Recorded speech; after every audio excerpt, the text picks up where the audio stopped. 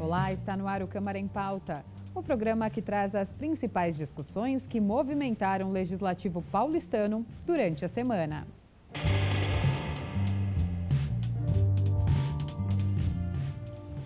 A Câmara aprovou em segunda votação projeto de lei de autoria do Executivo que promove alterações no sistema de impostos do programa Minha Casa Minha Vida e beneficia habitações populares. O projeto segue agora para a sanção do prefeito Bruno Covas. O texto original, com propostas de melhoramentos viários em algumas regiões da cidade, foi ampliado para contemplar questões referentes à habitação e uso das verbas do Fundurb, Fundo de Desenvolvimento Urbano, para essa finalidade.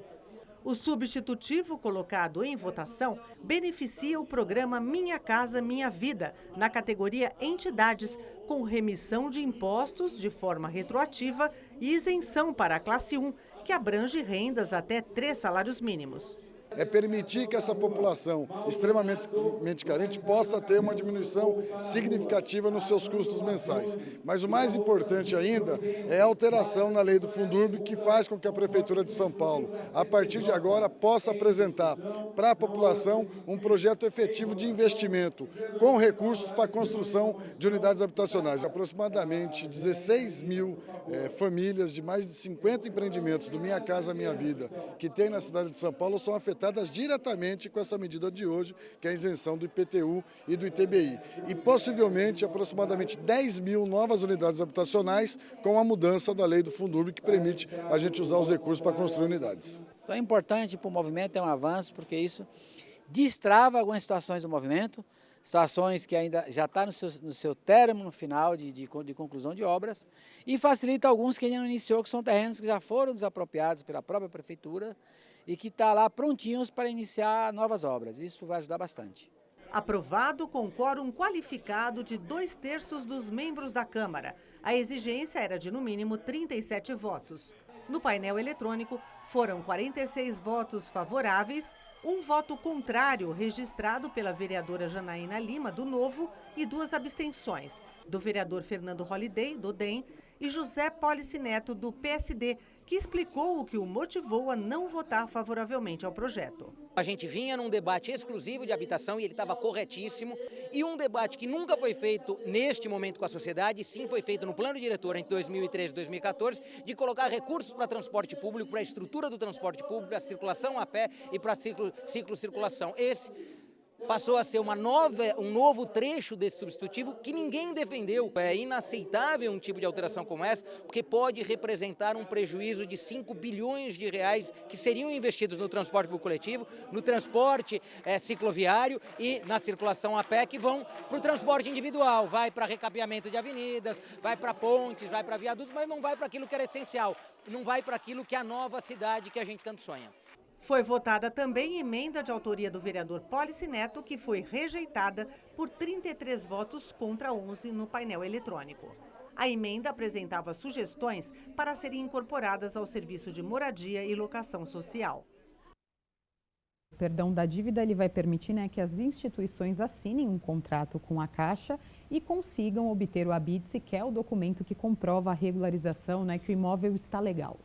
Sem dúvida. Carol, telespectador da TV Câmara São Paulo, esse projeto é um projeto muito importante do ponto de vista do setor de habitação, principalmente habitação popular. Existia uma trava. Em 2016, terrenos, a prefeitura acabou, instituições como, por exemplo, cooperativas, associações, receberam da prefeitura esses terrenos. Esses terrenos destinados ao quê? À construção de moradias populares. A partir desse momento, se começou um movimento para se construir. Só que existe imposto em cima disso. Existe o IPTU e existe também o ITBI, que é o Imposto de Transferência de Bens e Imóveis. O IPTU é o Imposto Predial Territorial Urbano. Essas dívidas começaram a se acumular. O que aconteceu? Alguns projetos foram tocados em frente. Algumas moradias começaram a ser construídas. Outras sequer começaram a ser construídas. Então havia uma trava. Por que a trava? Porque tinha a dívida. E quando você tem dívida, por exemplo, você vai na Caixa buscar financiamento, você não consegue ter financiamento. Não é verdade? Então, o que aconteceu? Se perdoou esses impostos em nível municipal, porque a Câmara Municipal só pode perdoar em nível municipal, claro. Então, ITBI, IPTU não tem mais. Então, essas instituições foram beneficiadas, cooperativas, Quando a cooperativa é importante, porque quando ela deve, quem está na cooperativa, o cooperado também deve. Agora, além desse perdão, beneficiou as famílias com renda de até R$ 1.800, que estão dentro do projeto Minha Casa Minha Vida. Essa isenção vai permitir a elas, são 16 mil famílias, não são poucas famílias. Então isso vai ajudar bastante, né? Essa questão é importante também, por quê? Porque a partir daí você consegue financiamento na Caixa Econômica Federal, você consegue uma série de coisas. Uma outra questão que é fundamental nesse projeto é a mudança que houve no Fundurb, que é o Fundo de Desenvolvimento Urbano. Por quê? Antigamente 30% do que tem no Fundurb era destinado para você ter projetos habitacionais. Só que você só podia usar o Fundurb para comprar terreno e nesse terreno você construir moradia com seus próprios recursos. Agora não. A alteração que aconteceu permite que o Fundurb também possa financiar com esse dinheiro a construção.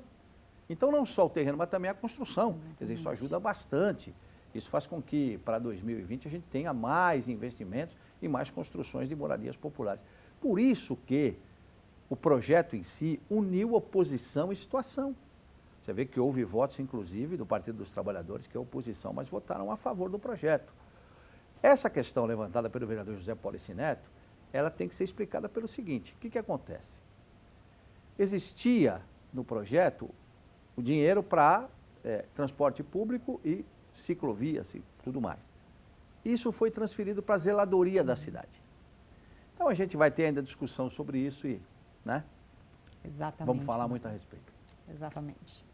A Comissão de Constituição e Justiça derrubou o parecer de ilegalidade ao projeto que pretende reduzir de 40 para 30 horas semanais a jornada de trabalho do quadro de apoio da educação municipal. Trabalhadores do setor acompanharam a votação na reunião da CCJ. O texto assegura que a medida ocorra sem redução salarial nem prejuízo da evolução funcional, além de estender o direito ao recesso escolar do mês de julho. Um dos autores do projeto, vereador Celso Gianazzi, do PSOL, usou a palavra durante a reunião. A Lei 14.660, aqui do município de São Paulo, ela coloca o quadro de profissionais da educação, o quadro do magistério e o quadro quadro de apoio. E esse quadro de apoio ele ficou historicamente invisibilizado, né? Assim, a gente sabe da importância desses profissionais para o efetivo funcionamento da escola. Sem eles, a escola não trabalha. Então, nós trouxemos aqui esse projeto de lei para ser debatido com os vereadores, para dar valorização e dar redução da jornada de trabalho, porque eles vivem em condições estressantes e acabam adoecendo nas escolas. O vereador professor Cláudio Fonseca, do Cidadania, fez um apelo aos colegas de comissão a favor do projeto, lembrando que ele chegou a conseguir a aprovação de iniciativa semelhante em 2012. Agora tem o projeto novamente tramitando na Câmara Municipal, por qual razão? Porque o prefeito, em 2013, vetou a lei que foi aprovada na Câmara Municipal. Então, o que eu espero? Que com o parecer da Comissão de Constituição e Justiça, o projeto prossiga, consiga ser aprovado em plenário e que o Executivo não vete. O trabalho numa escola é estressante, ele é adoecedor, ele leva muitas pessoas à readaptação, ao afastamento por doenças profissionais e uma redução da jornada de trabalho.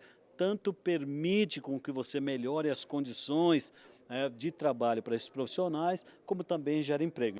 Ao fim das discussões, todos os vereadores presentes votaram contra o parecer e o presidente da CCJ, vereador Aurélio Nomura, do PSDB, designou o vereador Reis, do PT, para escrever um novo parecer, desta vez opinando pela legalidade.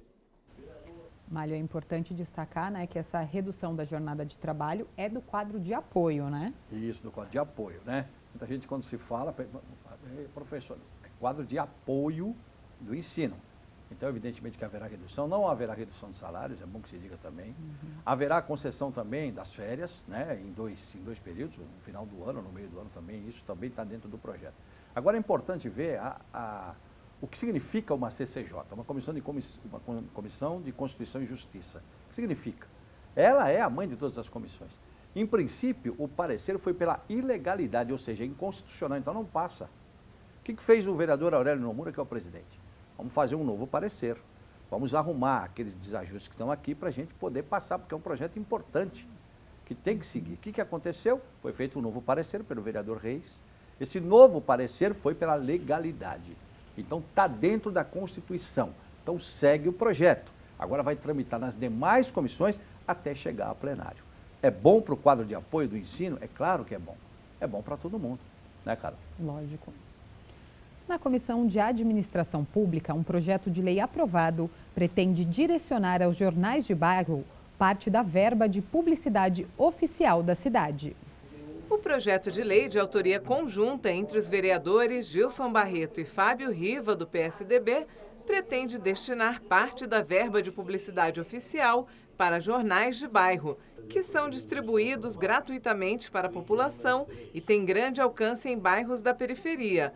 A iniciativa teve parecer favorável ao substitutivo aprovado. Nós estamos destinando 2% da receita destinada à publicidade que seja destinada aos jornais de bairro. Tem publicidade do executivo, mas vai para a grande imprensa. Outro projeto com parecer favorável ao substitutivo aprovado na reunião é de autoria do vereador Gilberto Nascimento, do PSC, e veda a nomeação de condenados na Lei Maria da Penha em cargos comissionados. Nada mais justo do que você aplicar aqueles que são condenados, lógico, que são condenados, o impedimento de cargo em comissão, que são cargos nomeados. Reforçando a aplicação da lei, que é eficiente e muito justa, né? Uma das principais leis que já apresentada e aprovada nesse país, que faz justiça às mulheres.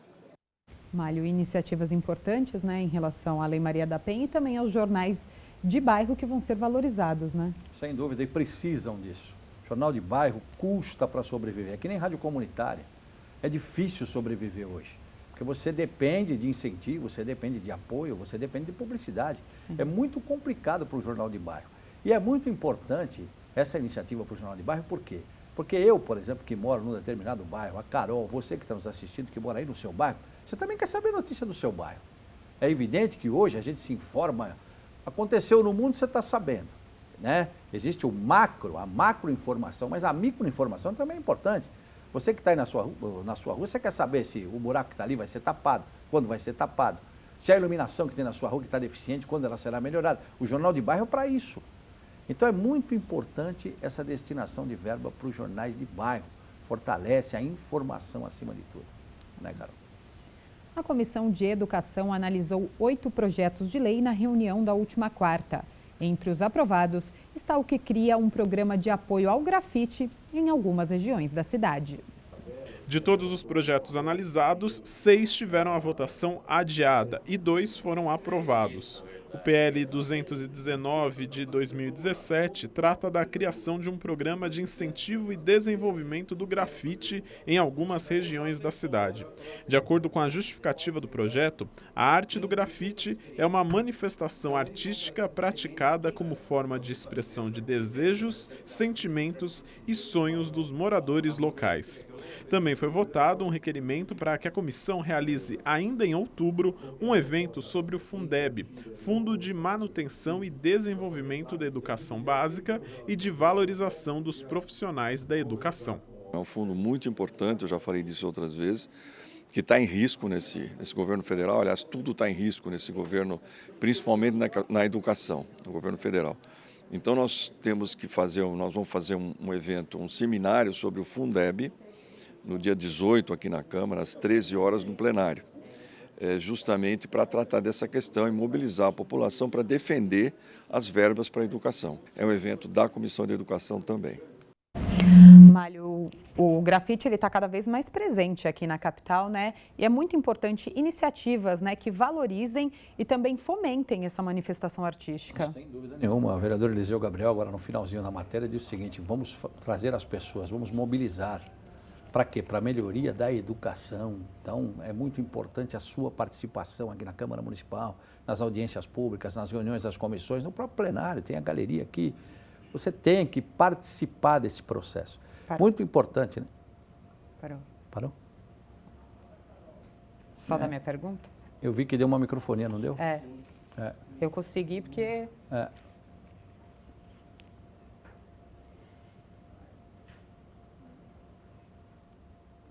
Mário, o grafite está cada vez mais presente, né, aqui na capital e é importante, né, esse tipo de iniciativa que valorize e também fomente essa manifestação artística. Sem dúvida, duas valorizações importantes, educação e também na arte, né?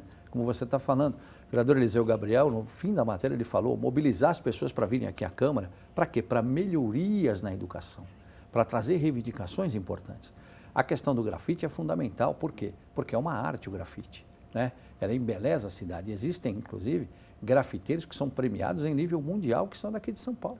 São Paulo, muitas vezes, acaba sendo referência em trabalhos de grafite, não só para o Brasil, mas para o mundo também. Não confundir grafite com pichação. Sempre é bom lembrar isso. Então, são duas iniciativas que eu acho fundamentais e que estão aqui dentro da Câmara. É aquilo que eu e a Carol sempre falamos, né? Faz parte da sua vida. Exatamente. Veja no próximo bloco, a Comissão de Finanças debate o calendário de audiências públicas para discussão da proposta do orçamento para o ano que vem. Não saia daí, o Câmara em Pauta volta já.